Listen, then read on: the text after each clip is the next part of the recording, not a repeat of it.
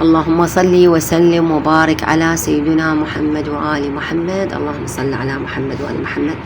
شوفكم حبايبي، عظم الله أجورنا وأجوركم بمصاب سيد الشهداء أبا عبد الله الحسين عليه السلام ورحمة الله وبركاته.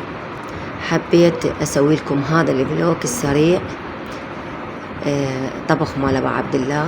هذا طبعا ببيت أختي، فما أريد أنقطع عن القناة. أنا مدى أنزل فيديوهات يعني مثل الأول أصور، وهذه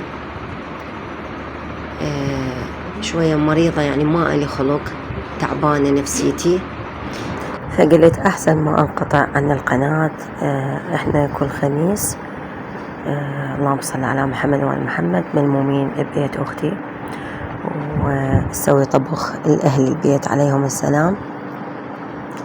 فالحمد لله والشكر ننجبع كل خميس، وهلأ قاسمة نسويه، فاني أصور وأنزل لكم فلوقات، وأنزل على مود لا أغيب عنكم عن القناة حبايب قلبي.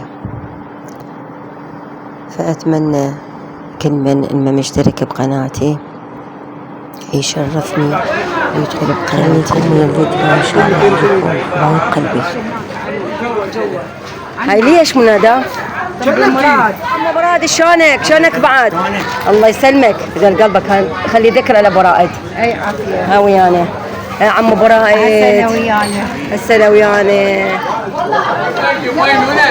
الله شلون ناشفة تخبل.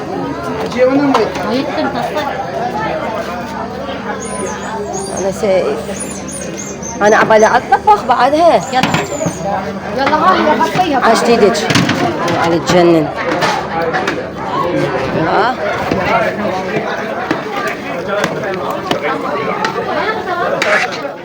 وهنا مثل ما تشوفون بدينا أنا وأختي نسوي لفات عشاء للوقافة، علينا وعليهم ألف عافية. طبعا الكباب فتشي يخبل كلش طيب. وهنا يا أختي وجنتها وقفوا يقطعون الفاكهة، البطيخ والرقيق. ربي يعطيهم أمراضهم وأمراضنا إن شاء الله. وكل من يشاهد هذا الفيديو، وكل من اللي يخلي لي لايك، وكل من اللي يشترك بقناتي، العفو يشترك بقناتي، كنت أسحق. كل من يشترك بقناتي ينطي أمراضه إن شاء الله. مع السلامة، انتظرونا فيديو جديد إن شاء الله.